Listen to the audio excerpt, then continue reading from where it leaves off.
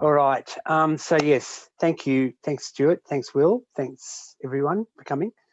Um, yes, I'll be covering off on what we've learned about water quality and the ecological health of Tuggerah Lakes. And a lot of this will be relating to the previous presentations you've seen on the catchment and also the entrance and hydrodynamics of the lake system. So first of all, I'll just overview of the aim. So what we were trying to do was really understand the nature of the Tuggerah Lake system and how it's changed over time and how that sort of really controls or determines our experience of the lakes. And an important part of that is to understand how climatic variations, so the seasonal patterns in rainfall and wind and etc., as well as things like La Nina and El Nino and even longer period climatic variations, what sort of impact they have on lake water quality and the ecological processes. We're also obviously interested on how the condition of the lake entrance affects water quality in the lake, what the main pollutant sources in the lake were and how they impacted on water quality. Of course, what causes rack and ooze problems in the lake, and then how these vary in space and time around the lake. And then, of course, what the management options for the rack and ooze were in the near shore of the lake, given the analysis of those factors that impact on these. So the approach taken was to review all of the existing literature on the lake. So all of those, that huge list of reports that you're aware of, but also I undertook quite a lot of new analysis of existing water quality data and rain and also climatic data to try to answer some of these questions based on what was out there. And so that included a data set which was more than 10 years old. So it gave an opportunity to really sort of tease out some of these problems. So, but of course, the challenges we faced were that the historical data sets are only limited to the past decade or two. So we struggled looking back in time to how the lakes were well, obviously before European settlement, but also during the times when there were a lot less people and a lot less developing in the catchment. So I'll just start off by giving a sort of an overview of the key attributes of the Tuggerah Lakes, and I'll preface this section by saying that Tuggerah Lakes is quite a unique lake system. It's obviously one of the biggest lake systems in New South Wales, but it has a lot of physical and ecological attributes that make it stand out as quite unique. It's bordered by Lake Macquarie to the south, and then to the Mile Lakes and Wallace Lakes to the north. All of these lakes are unique in their own way. So there is no, whilst they share some common attributes, they really are unique beasts in their own right. So Tuggerah Lakes is one of the key defining attributes is it's very shallow. It's a broad basin, open to and exposed to winds from all directions, and that is really a defining physical attribute of the lake. It has a fairly, as you've heard in previous nights, it has a constrained entrance that's prone to closing or becoming constricted during extended dry periods. And that leads to tidal exchange being very limited to approximately 1% of the lake volume per day. The water levels in the lake, they don't vary much on a diurnal or a daily cycle, but more over a fortnightly tidal cycle due to spring and neap tides, and also in response to rainfall and evaporation, and due to wind forcing. And I'm sure that Dave outlined all of that. But those things actually really impact on water quality dynamics and also the overall experience that people have of the lake.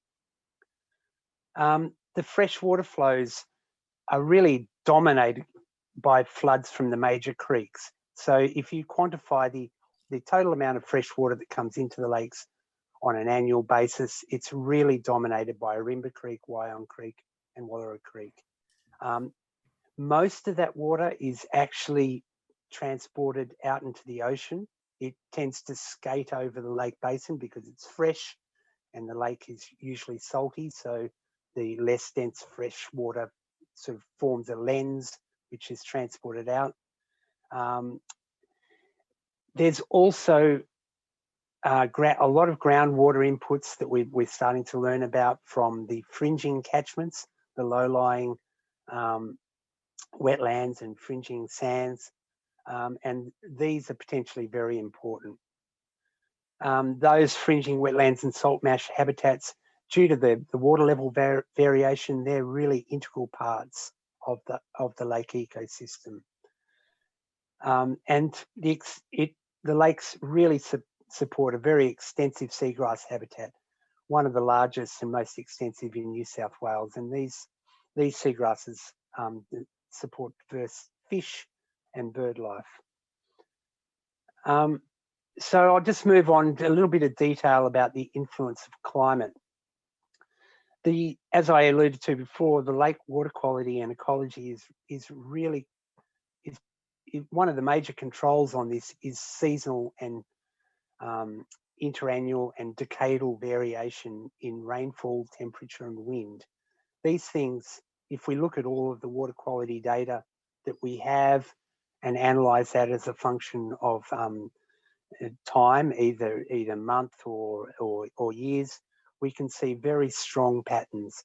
And as everyone will be aware, the cycles of El Nino and La Nina, which occur over 5 to 10 year cycles, have really very marked effect on the sort of weather that we see along the coast of New South Wales in particular.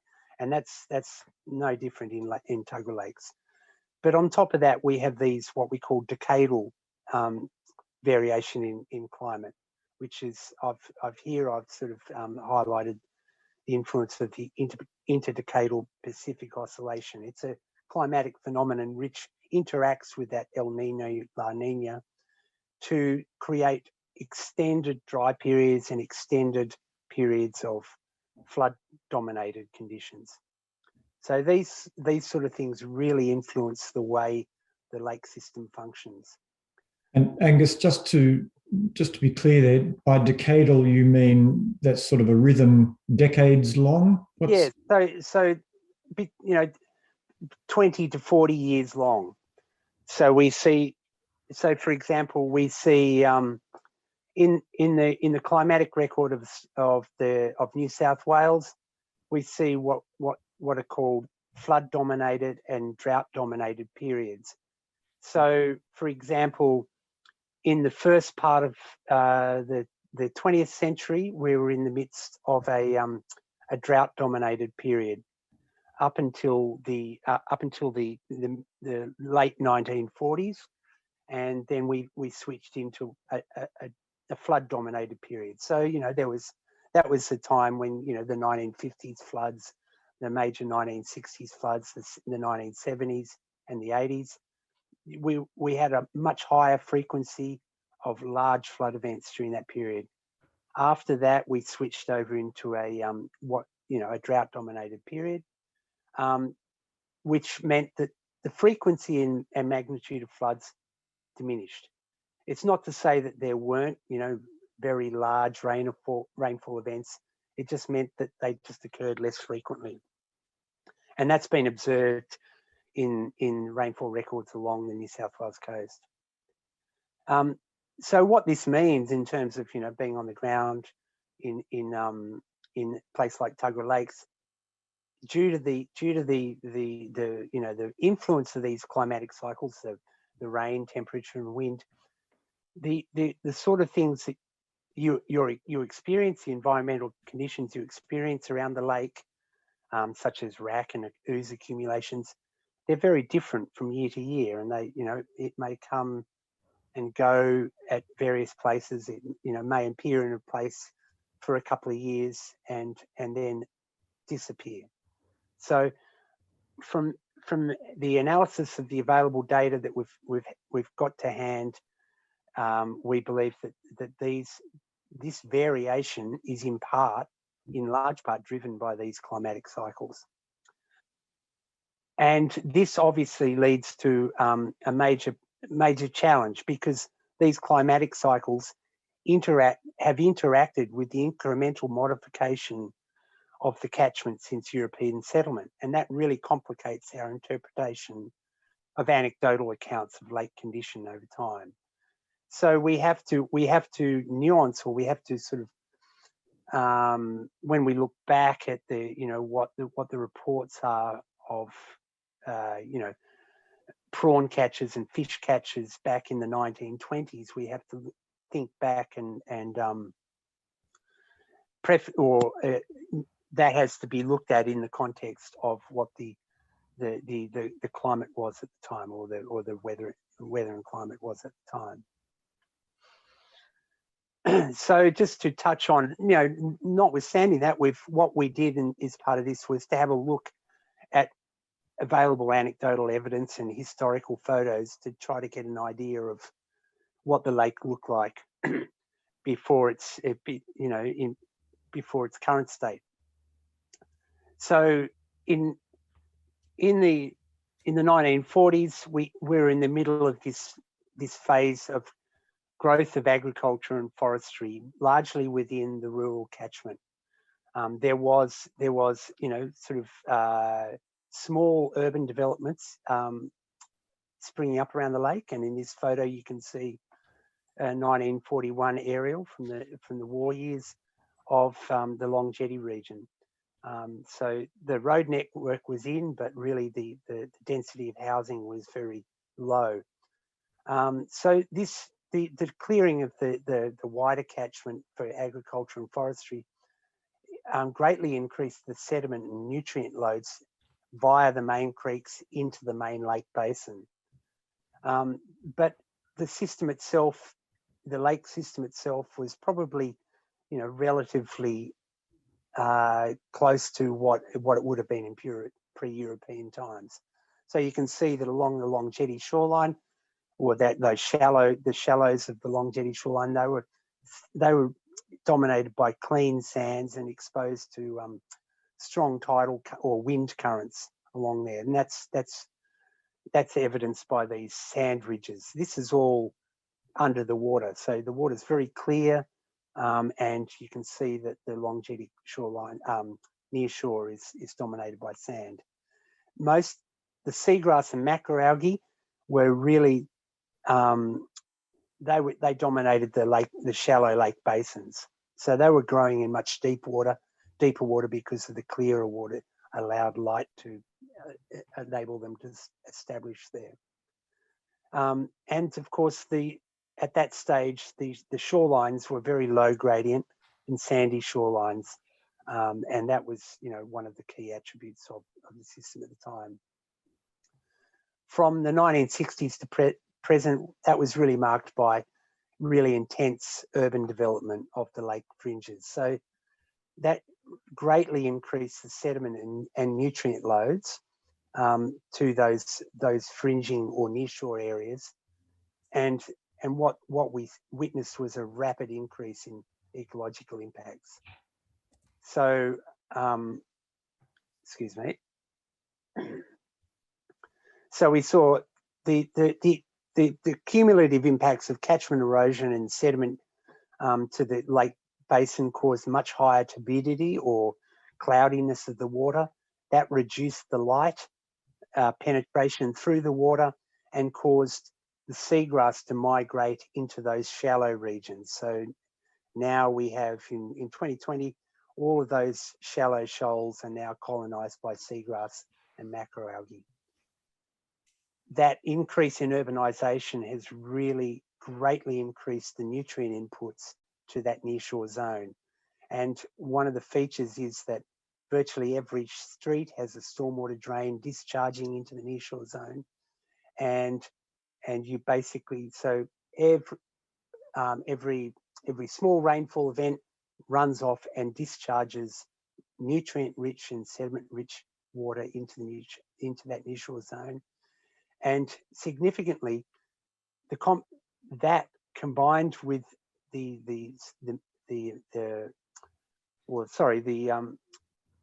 presence of seagrass and macroalgae has effectively created the barrier between the lake basin and the nearshore zone. So these two zones of the lake have become decoupled, as we say. So the water doesn't really exchange freely between the two zones, and that creates a sort of a stagnant water pool along that zone. So that tends to trap all of this urban stormwater, and really is one of the major causes of poor water quality issues. The other factor is, or the other major thing that's happened, is that shorelines have been greatly modified in recent years. So most significantly, probably, especially in this part of the lake, during the Tuggerah Lakes Restoration Project, when there was an effort to dredge the macroalgae and seagrass from this zone, and that dredge spoil was used to create these artificial shorelines. So essentially, this pretty much the moment.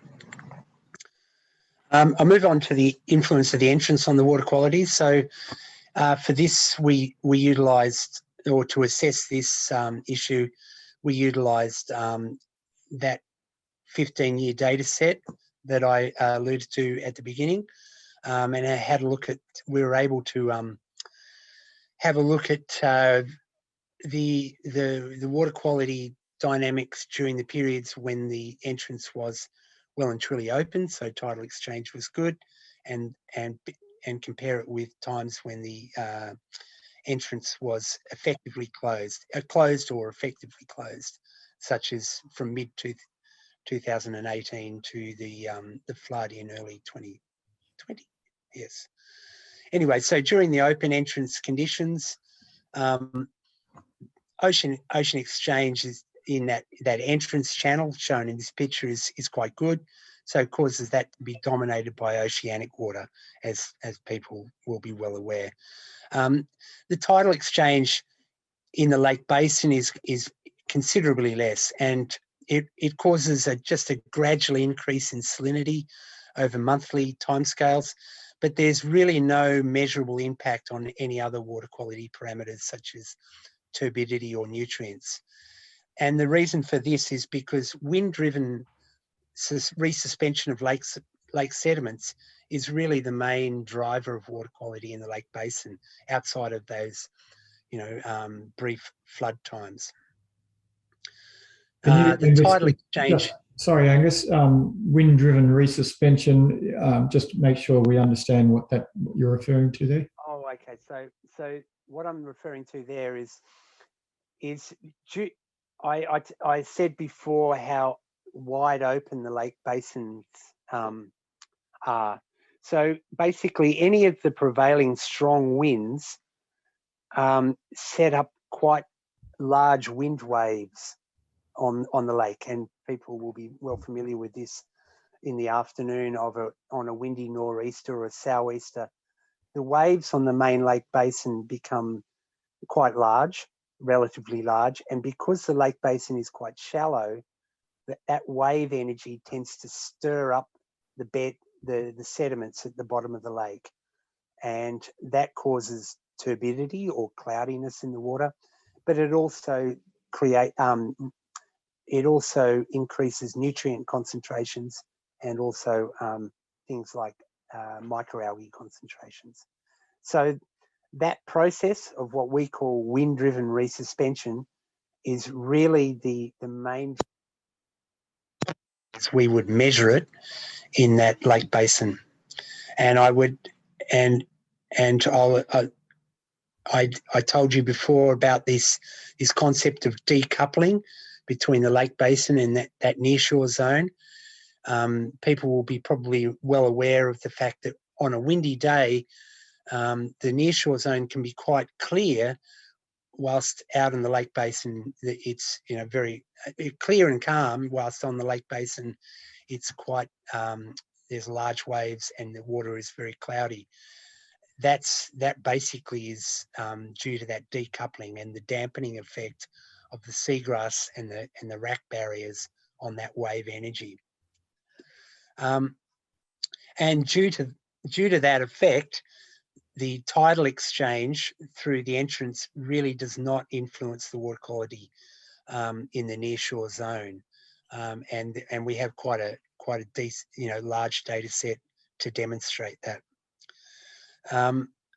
And during this period, it's Lake Munmora is considerably fresher than the other lakes, and I will, and that's only since the pumping of the Munmora power station ceased.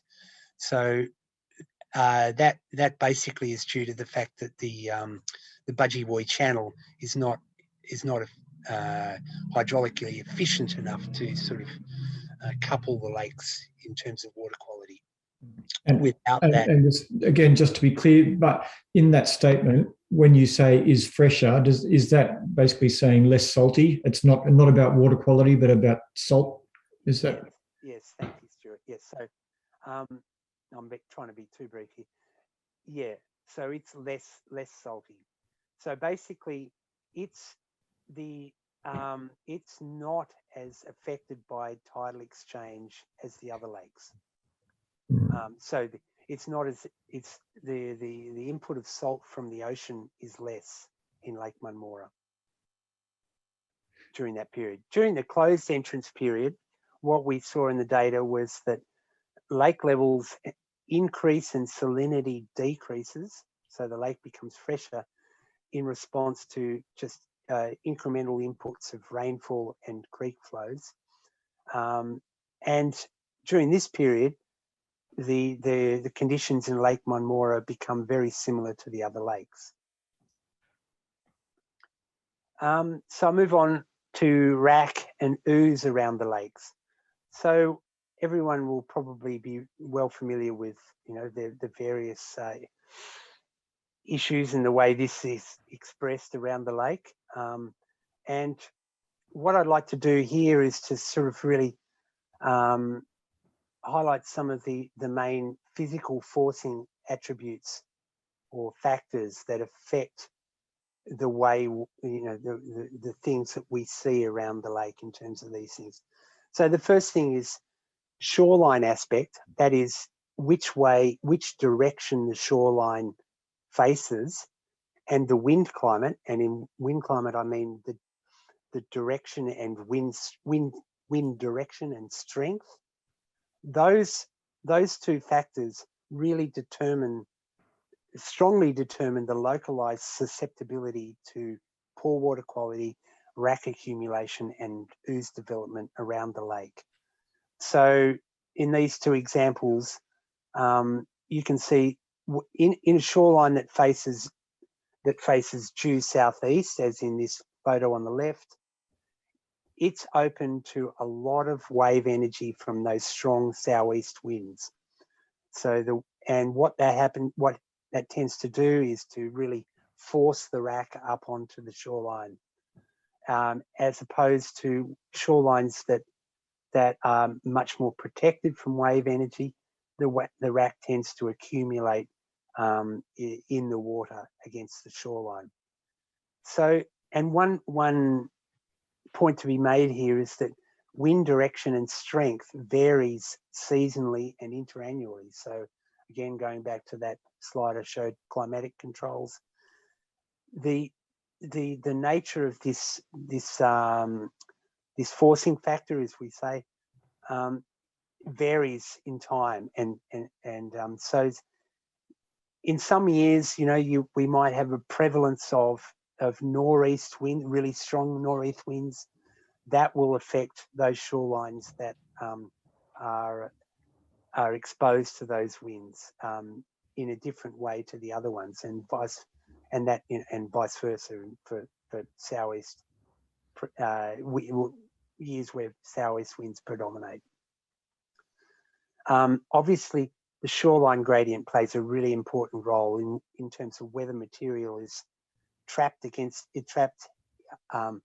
the water, as in the right-hand photo, or whether or not it's forced up onto the shoreline in the left-hand photo. The other thing is that if we look at the wind wave energy for any particular shoreline averaged over a long period of time, that really determines whether the sediments on the beach and in that sort of shallow part of the shore, that determines whether that's sandy or muddy. So again, if the shoreline tends to be a lot more protected from all of the major winds, finer sediment tends to accumulate there. It's just basically because there's less energy to push that sediment into the water, and so it tends to settle out there. So that really is one of the major that is one of the major factors as to whether or not we sort of see ooze developing in a particular shoreline. So some shorelines, such as along Berkeley Vale, have on average much less wind wave energy, and therefore they're much more susceptible to ooze development. So briefly on to ooze and what it is. I'll preface this by saying not all sediments that we find along the shorelines of lakes and estuary qualify as ooze. Organic rich muds, or fine sediments, they're very much a normal part of estuarine ecosystems. However, in those parts of Tuggerah where we have problem ooze accumulations, that's really a sign that the system is out of balance. So ooze in that context, really, what we've analysed, or there's studies that have analysed the composition of this material, and it's basically made up of fine sediments, clays and sands, and very fine sediments, a lot of organic matter, and that organic matter is sourced from things like algae, macroalgae, that lettuce weed that you might see, and other forms of microalgae, such as microscopic algae in the water, seagrass wrack, and also leaf litter from stormwater. But it's this algal derived material which is really what makes the ooze smelly. And what we found is that, or what the data show is that seagrass wrack only really comprises about 15% of those ooze sediments on average. That's really, and I'll just stress that that's just the ooze sediments themselves. It's not the wrack that might be sort of accumulated very nearby or close to those sediments. So looking at the ooze formation, and the major contributing factors, stagnant water due to that decoupling effect between the nearshore and the lake basin is a major factor. So and that's caused by the accumulation of wrack, as in those sort of offshore, almost like reefs of wrack, but also the growth of macroalgae. And that tends to, what that tends to do is actually trap the stormwater. As you see in this photo here, along the Berkeley Vale shoreline, you can see that this cloudy stormwater after a small rain event has been trapped in this small area in here. That stuff is really nutrient rich and stimulates the growth of that algae in that part of the system. The effectiveness of those barriers in terms of decoupling the nearshore and the basin is also really highly affected by water levels. So obviously when the water level is low, the barriers become much more effective, and it tends to trap the water, that dirty water close to the shore. When the lake level is higher, there's much greater exchange between the nearshore and the lake basin. So that nutrient-rich stormwater from all of those stormwater drains along the nearshore, it tends to become very concentrated in the nearshore zone during periods when you have an effective barrier and stagnation of the water. And those nutrients stimulate the growth of algae, which is a major contributor to the formation of this smelly black ooze, as opposed to the normal sort of muddy sediment. And we also have emerging evidence that groundwater inputs may be a significant source of nutrients in some location. And I'll note that Graham Hankin asked a question about this in relation to the sewage treatment plant up near Canton Beach. And I would agree with Graham's question there. I think that is in a region where there is evidence of groundwater inputs to the system. So it's one of those, it's potentially a significant source. We don't really know enough about groundwater inputs to the system at this point, and there's just some really preliminary data and evidence around this. So leading on from all of that to some management recommendations that came out of our review. The expert panel really endorses and supports the idea of strategic rack harvesting. So the idea of this is to really sort of analyse the nature of the shorelines with regards to all of those factors that I was outlining before. You know, the shoreline aspect, and the wind wave energy and how that impacts on water exchange. So the idea here is to really sort of work with nature and work with the climate or the seasonal variation in winds to improve the circulation and flushing along that nearshore zone. So get to really move that nutrient-rich stormwater into the lake basin where it becomes diluted. Improve rack harvesting methods and explore new methods through upgraded machinery and innovative techniques to clear the rack more efficiently and rapidly. Strategies to reduce that nutrient-rich stormwater input from all of the various stormwater drains. And this can be done through a combination of source reduction strategies. So that's, you know, minimizing the amount of nutrients that actually go into the stormwater drains of the streets. So, you know, not washing your car on your concrete driveway, but rather on your lawn, maybe using, you know, sort of low nutrient detergents, etc. And then looking at sort of stormwater treatment zones. These sort of things, I've included a picture of a stormwater treatment zone that was created over in the Long Jetty shoreline by Central Coast Council. You know, these ideas have been able to understanding that you can't stop all of the nutrients and sediment coming off the landscape. So then we have to actually try to treat that. So there are innovative ways or emerging ways of doing that.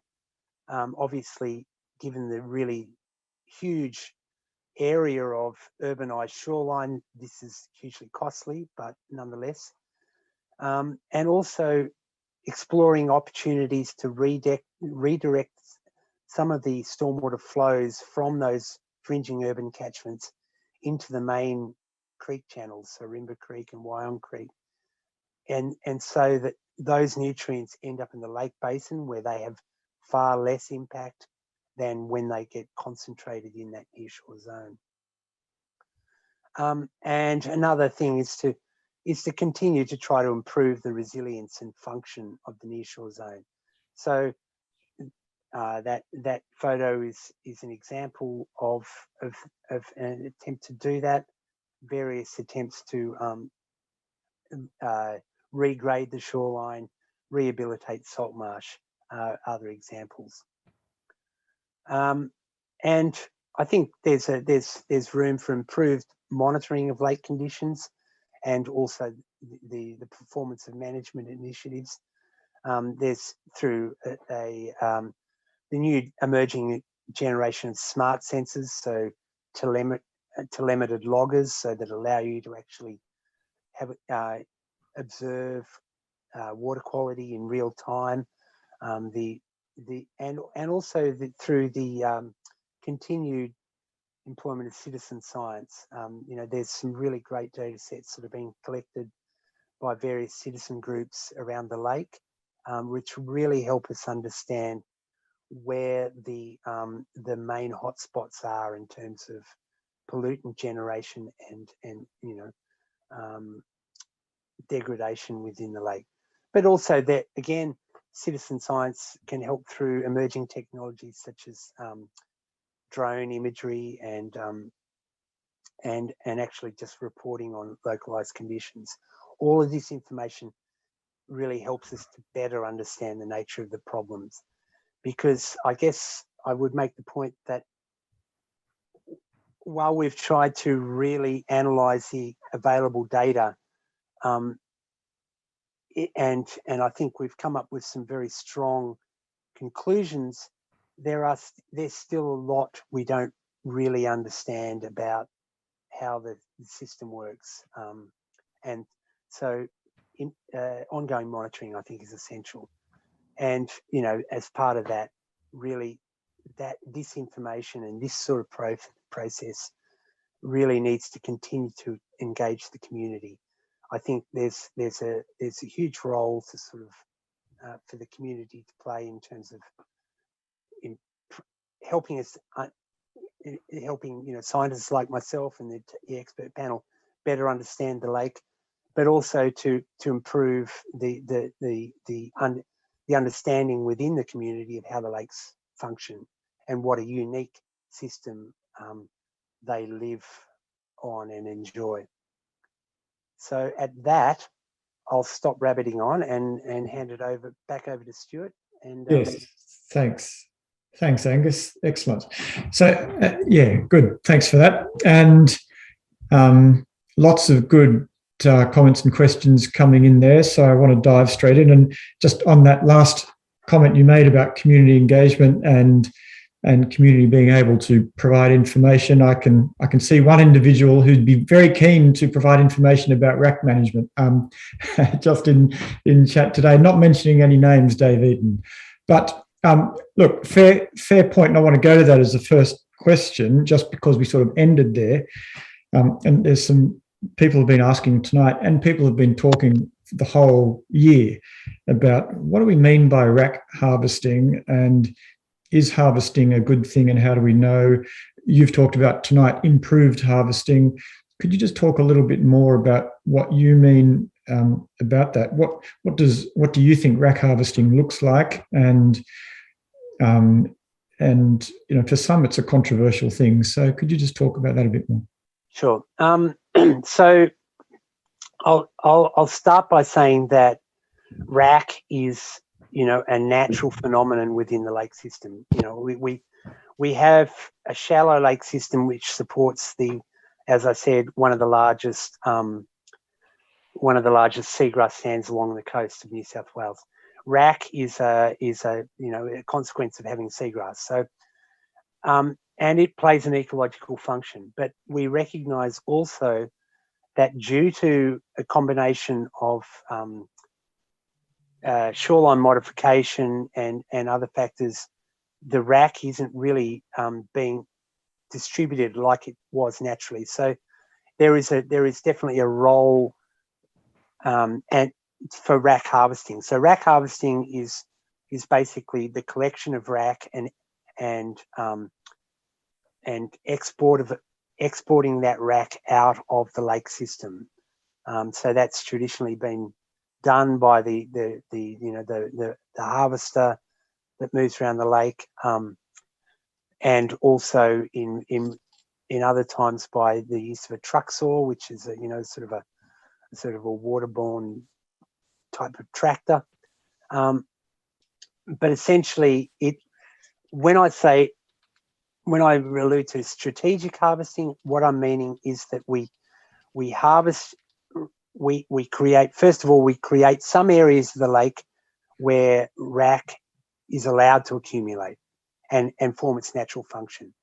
So Tuggerah Bay to the northern, in between Arimba Creek and Wyong Creek on the western side of the lake, has been identified as one of these rack reserves. It's not causing any problem. Whereas say, for example, along other shorelines like Berkeley Vale or Long Jetty, it's obviously causing a problem due to that decoupling and barrier effect.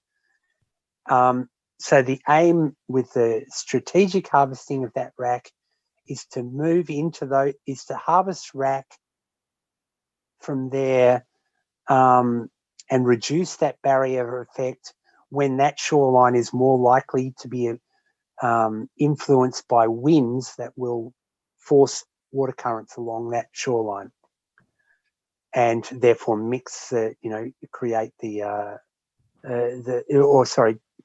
dilute that nutrient-rich water from the stormwater channels into the lake basin. So it's really about working strategically through the season with nature to sort of maximise the wind-driven currents in the lake. Good. Okay. Thank you. There's comments coming in, and again, this reflects questions gathered recently and throughout the whole process. Again, it's the seemingly self-evident connection between an open entrance and cleaner water. There's a question here tonight about it. It seems to locals that when the entrance has been open for a while, the water feels cleaner.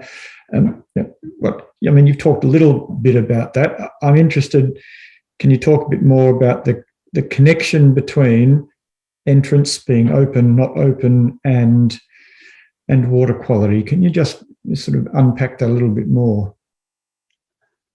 Well, I guess, obviously, as I said, around the entrance and in that entrance channel up as far as the bridge and perhaps beyond, an open entrance will definitely influences water quality. The water on an incoming tide and a high tide, that water is largely oceanic. As for the rest of the lake, as I say, the data suggests that other factors are much more important in terms of determining the sort of water quality that you would measure on a day-to-day basis. The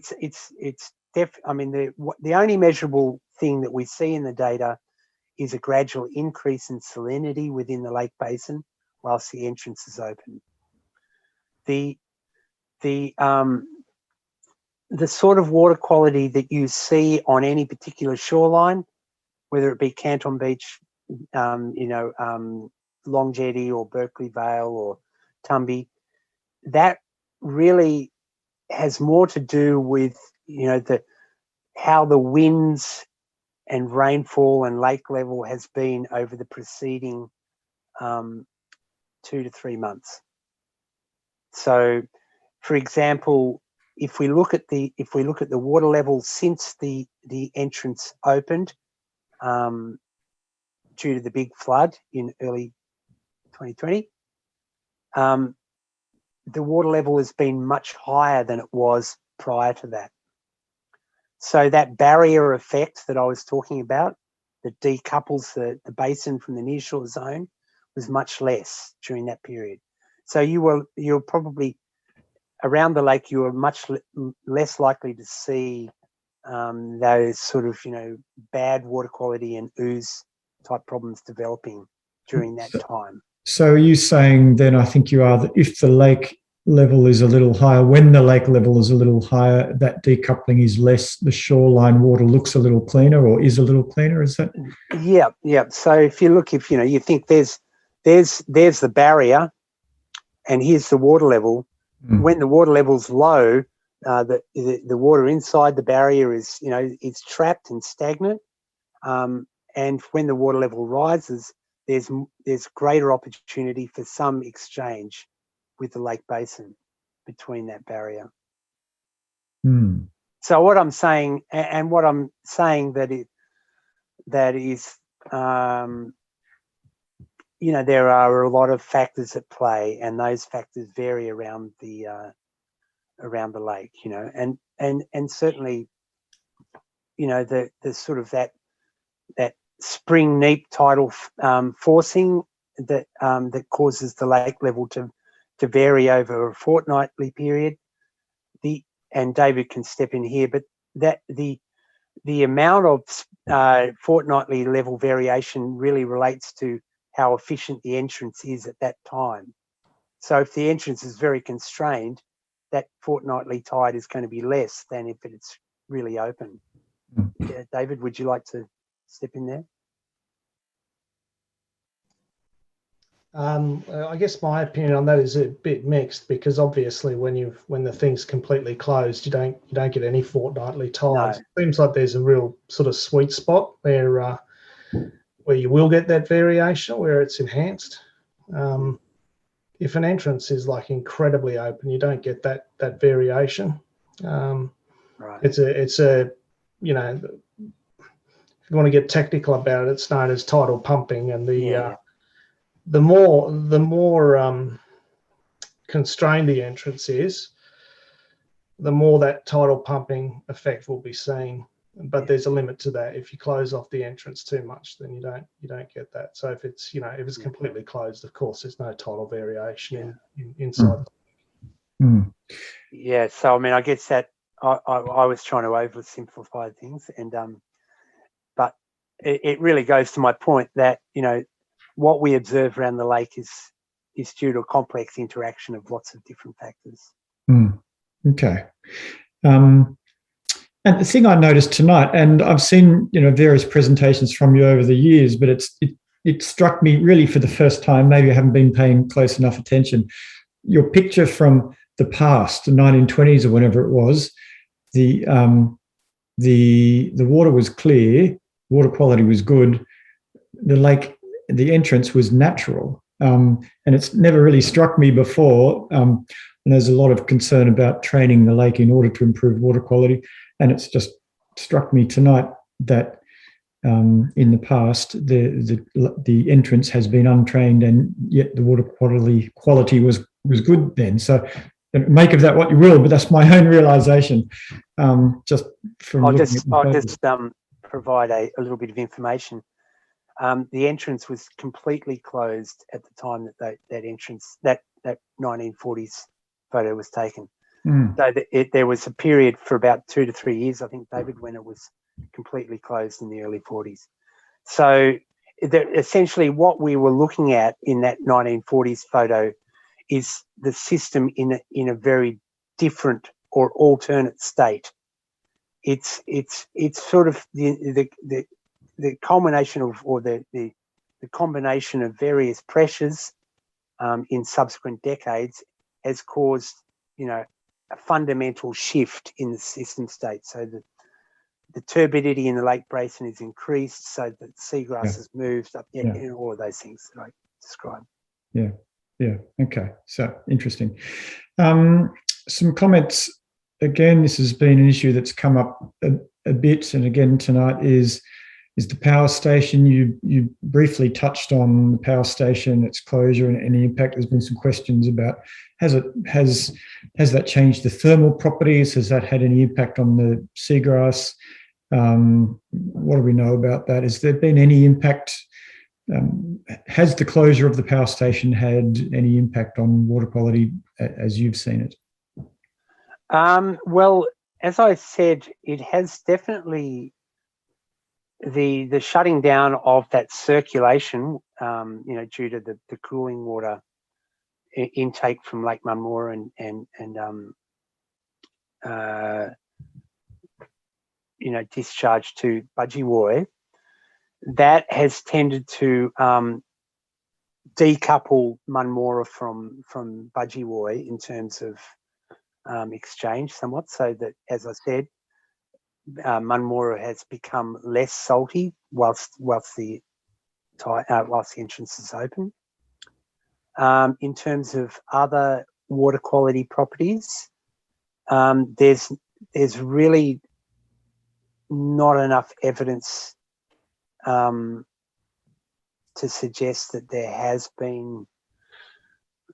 It's really inconclusive. I reviewed the in terms of pollutants like sediment contamination.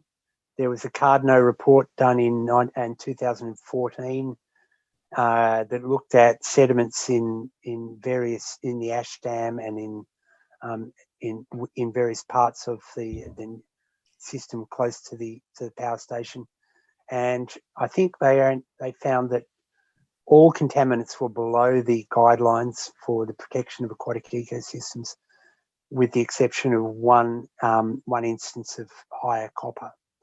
So that was, I found that quite surprising. I think there's evidence from Lake Macquarie that shows contamination.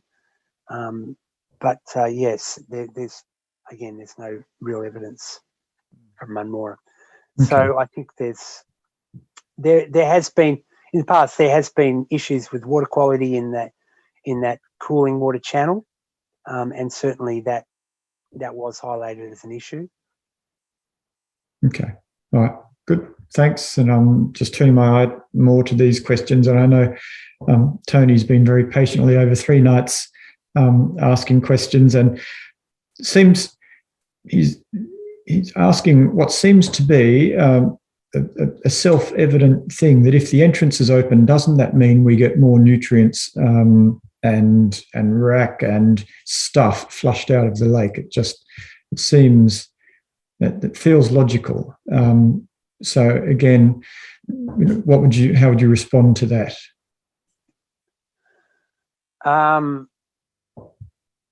Well, I guess this might be probably a question for David. I think I would sort of start by saying, due to the trapping effect of the problem nutrients along the shoreline, and the fact that tidal flushing is far less or efficient or even non-existent along much of that shoreline, tends to be the flushing effects tends to be disproportionately skewed towards the lake water, the water in the lake basin. Therefore, it's not really having the sort of impacts that we would like it to have along the parts of the lake that we mostly interact with. David, do you want to add to that? I don't know. Well, I guess, Angus, it comes back to this point of it only the typical tidal range only being a couple of centimetres inside, say, Tuggerah Lakes, and unless it's scoured out, you might get up to 8 centimetres or something like that after a big flood.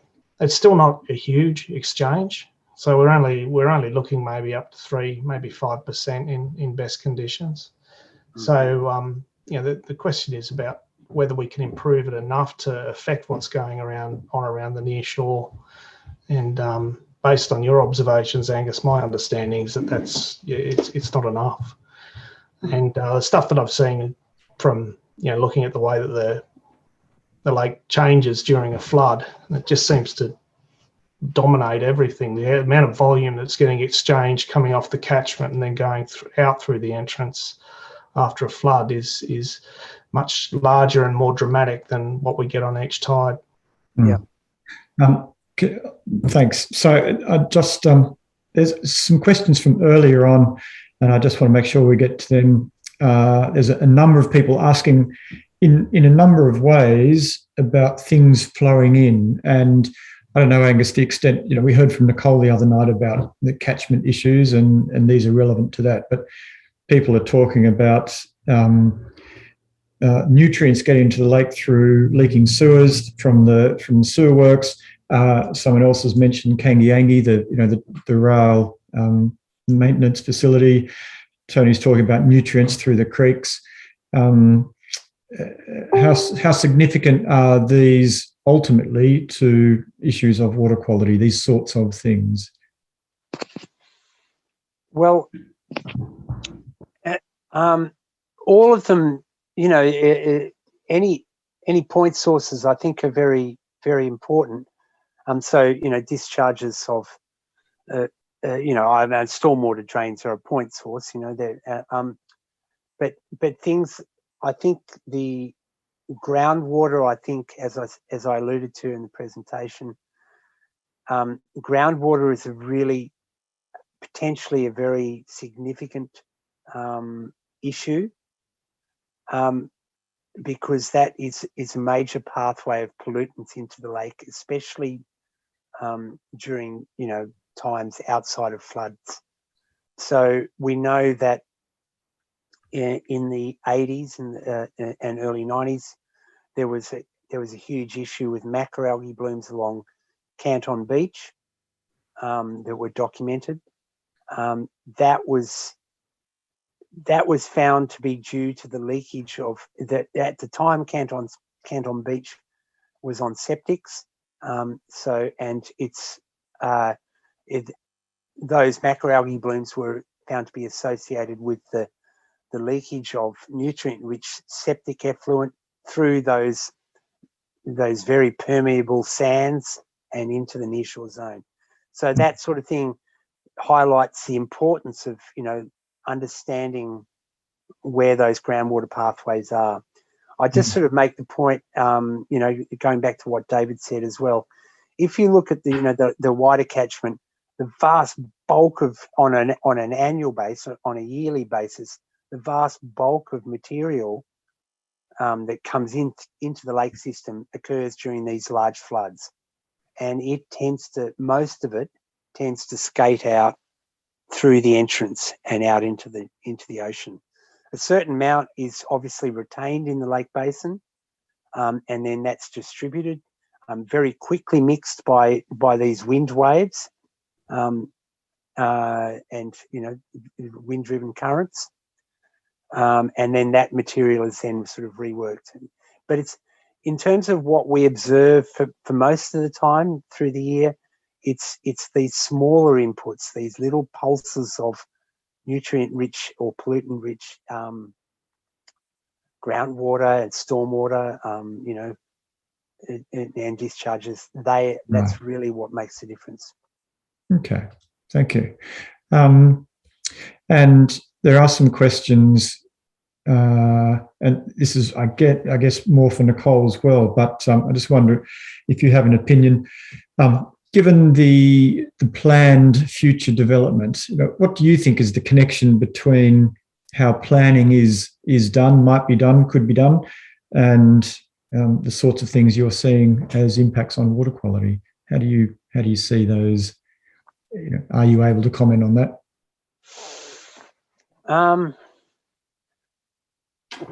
Well, I think that probably harks back to this idea that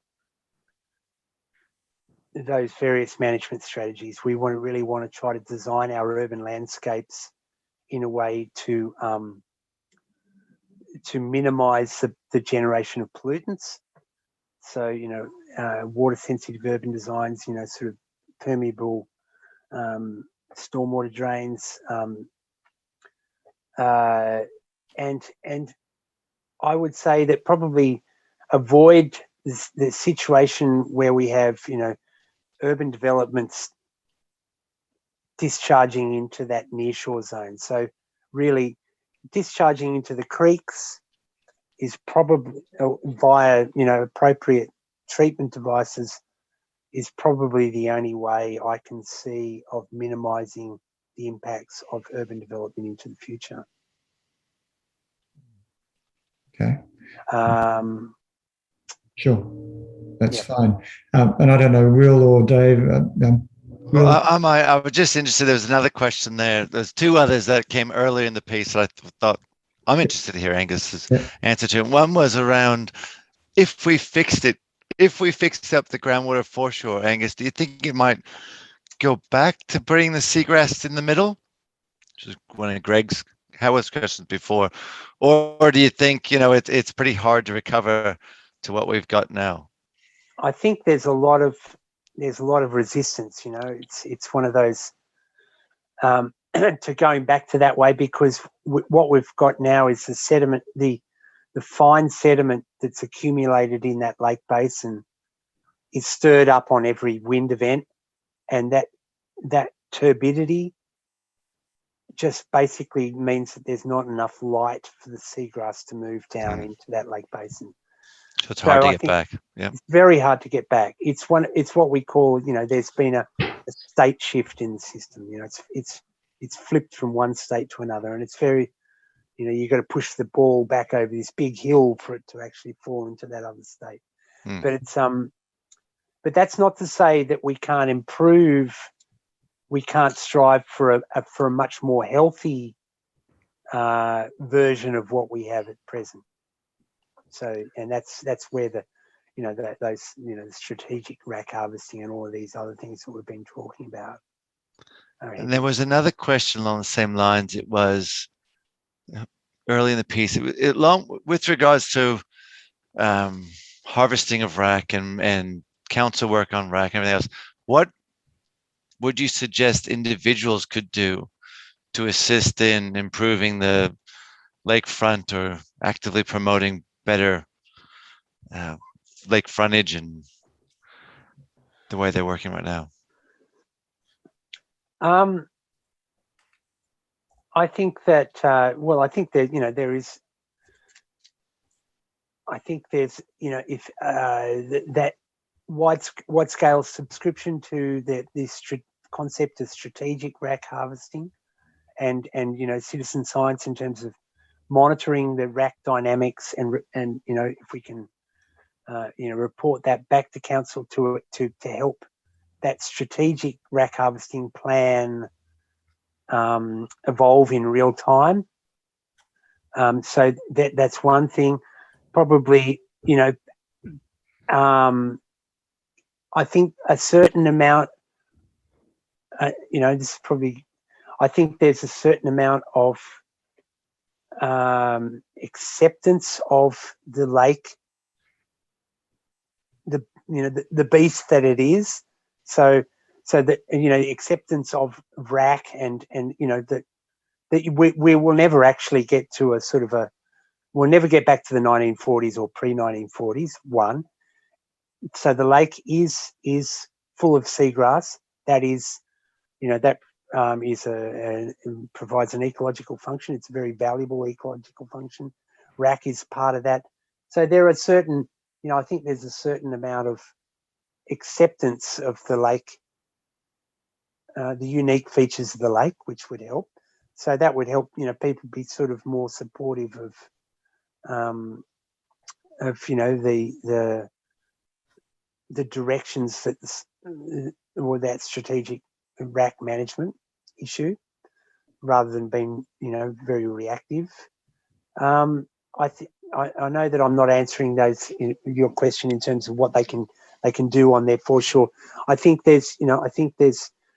everyone has to promote this idea of a natural foreshore and allow the promotion of low gradient shorelines, natural salt marsh, accommodating water level variation within that lake margin. So not trying to sort of mow right up to the lake edge. Just having that buffer zone that belongs to the lake. Reducing everyone within those fringing catchments, really working hard to reduce the pollutants, nutrients and sediments going into the stormwater system. All of those things will help. I think that, I always bang on about this being a death by 1,000 cuts. Everyone is contributing a small bit to the overall problem. The overall problem is sort of this accumulation of impacts. Thanks, Angus. So there's a question from Jane about potential or concern about pollutants in the Arimba Creek catchment. Do you know much about that? Have you seen anything to be concerned about there, or any impact on the lake? No, I'm sorry, I don't really have any information at hand. Sorry. Yeah, but I'm happy to look further into that and report. It might be something that Nicole would be better off. Well, 2 nights ago we talked about the ash dams and the metals coming off, and there was a lot of concern. And I know, Angus, you probably know that some of that better than others. Is the metal pollution from the ash dams a concern? Is it a high impact? Is it something we need to, be active about? No, look. I mean, as I said, the only information I have to go off is that Cardno report that from 2014. None of the samples taken there were, red flags. There possibly nutrient inputs. I think it's possibly. I noticed that there were some responses in the comments, observing algal blooms in vicinity, and I did notice in the Cardno report that there were elevated concentration of nutrients associated with sediments and water quality in the. So there is potentially, an issue due to that, nutrients and algal blooms. Metals at this point, it's not to say unfortunately the Cardno report didn't really give a detailed map of the sample locations, so I really couldn't, and there were very few samples taken, so it's very hard to make a very sort of educated assessment. You're being given some advice of what to read there in chat, so that's some pointers. There's also, I noticed a question about sea level rise, and I don't know if that's anything you've considered projecting forward. What could be the impact on water quality of sea level rise? Is that something that you've pondered?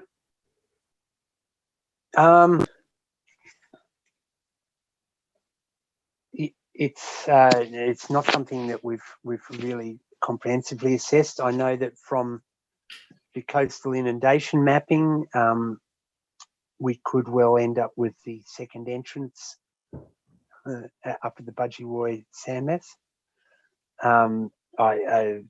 David, you might want to step in here, but I know that David Hanslow's sea level coastal inundation mapping shows that essentially becoming a second entrance there. I would say that probably what we're looking at is a system that becomes more saline, more ocean dominated. Obviously, all of those dynamics of the nearshore zone will probably change significantly. Okay. Yeah, David, do you want to add anything? I might jump in and say, so if you were here 2 nights ago, you'd know we talked a lot about development in the catchment. And if you're asking what are the biggest threats to water quality in the catchment, and you had climate change, and development, I think we'd probably lean towards the fact that we're going to have so many more people and so much development in the catchment that unless that's done, and managed well in the next 15, 20, 30 years, as the numbers suggest, climate change is just an extra pressure stressor on top of everything else. Yeah. So that's really not kicking in till 2070, 2080, 2100. That's when the pressure's really kicking. Whereas development in Central Coast is kicking now, and it's really with 2050 a much bigger impact. Yeah. That's right. It's there's going to be much bigger changes associated with what Will's talking about in the interim. I'm just going through my list of questions that are appearing. has anything else jumped out at you? Dave or Will, have you seen anything while Angus has been talking? I'm just looking myself. I think most of the things I've seen that sort of had my interest, you've picked up already, or other people have picked up. Mm-hmm. Yeah. Yeah, I mean, looking at the time, it's just about time for us to be wrapping up in any case, having a little look through now. Yeah. So, folks, I think I'm going to wrap it up there. I hope that's been useful. Thanks for your energetic comments there. That's been it's really quite interesting to see just how much knowledge and interest is there. And thanks, Angus, also for your excellent presentation. That was I learned some things again, despite having seen it before. So I don't know, Will, have you got anything to say? I guess the question I might ask, Will, is where to from here for the report, for the panel, for all of that stuff. And so I'll say a few things just to wrap up here. One, I'll say that just so everyone else is aware, what we did within the panel is we would each week challenge each other to prove each other wrong, right? So we got towards the end there where Dave would come in and lay out his thesis and his evidence, and we would poke holes in it. We would, as best as we could, try to find how we thought he was wrong and what evidence did he have to back that up. And we did the same thing with Angus and the same thing with Nicole and the same thing with Stuart. So we were trying to find our own holes, and we know that none of this is perfect, but what we tried to put together was the most comprehensive pathway we could find that we all trusted in. So, and where we didn't know, we identified that these are gaps and we think they should be worked on. And, we have laid those out. So that's as far as we could take it with the information we had at hand. And I hope that was helpful. I hope that we were able to, the whole idea of these 3 nights was to talk about where we were coming from, the information we've had, and how people that care, it's obvious how passionate you guys are about the system, that you can see where we're coming from. And it doesn't have to end here, the conversation. We've made a recommendation that there's many things happen. One, that the multitude of recommendations we have are taken up, and ideally they're taken up immediately within parts of the coastal management program by local government and by state government through a number of programs they've got running, and a shared responsibility, but also through the community. So we're really trying to make sure that we're sharing the load through everyone. And as I've said both nights, we've also recommended that there's an independent group brought in to try to bring people together again and have a conversation based on science that will guide that through. I saw a comment, it's really a comment before about, well, what about the town planners and the engineers, and and they all have to be in the room. And certainly one of the things we said in our report was the stormwater group has to be in the room, and they have to be looking at what we're doing with planning. And there's no way that planning can take the planning proceeds and not put them back into the environment, where people care. So I do, and I think the rest of the panel encourages people in this room to continue to rattle the cage and continue to seek for some of these recommendations to be implemented. I certainly will be, and hopefully we'll hear more about that soon. So I'll just wrap up by, I guess this is, I think the last time I'll sit in front of you as an expert panel chair. So thank you on behalf of the panel. We are really grateful that people show up to these things to begin with. I mean, who knows when we put this out if you're even going to come. So I know it's your weeknight. Thanks for coming. Thanks for being really eager and active. We'll try to make sure that all the information's out there. If you don't have something, let us know. There are no hard copies. There's a soft copy. I see that report from Gary. I don't have a hard copy. It's all just electronics. You could get it printed somewhere, but we don't have one now. And but hopefully there will be a summary report coming out, which may be too small for someone like you, Gary, but it may be helpful for others. And we are hoping to print some of those, which is sort of 20-page summary documents of everything in there. And so thanks for everyone involved, and I hope you have a lovely night, and hopefully we can make a difference on Tuggerah Lakes. So Back to you, Thanks, Stuart. Will. Thanks, everyone. It's been terrific. And I guess that is, well, we haven't really been a panel for 8 months now, but that's probably the last time we can even pretend to be the panel. So thank you, everyone. It's been an honour and a privilege.